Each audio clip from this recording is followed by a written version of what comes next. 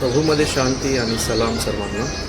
आजचं वचन आपण स्तोत्रसहिता याचा पहिला अध्याय आणि 1 आणि 2 पाहणार आहोत. जो पुरुष दुर्जनांच्या मस्लितीने चालत नाही, पापी जणांच्या मार्गात उभा राहत नाही आणि निंदकाच्या बैठकीत बसत नाही, तर परमेश्वराच्या नियमशास्त्रात रमतो, त्याच्या नियमशास्त्राचे रात्रंदिवस मनन करतो, तो धन्य. हालेलुया.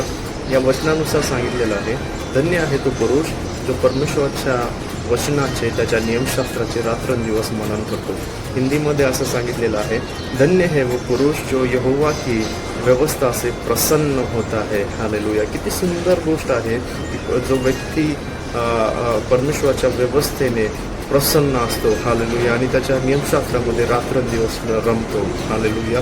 आणि पुढे जर आपण वाचलं, तो व्यक्ती अशा झाडाप्रमाणे आहे जे झाड नदीच्या किनारी लावलेले आहे, त्याचे पानं कधी कोमेजत नाहीत आणि तो नेहमी फलदायी जीवन त्याचं असणार आहे. Hallelujah.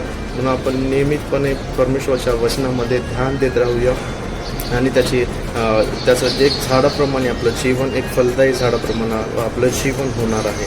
Praise the Lord. Hallelujah. आणि आपण जर त्याच्या व्यवस्थेने प्रसन्न असू तर आपलं जीवन एक आशीर्वादित जीवन होणार आहे. Praise the Lord.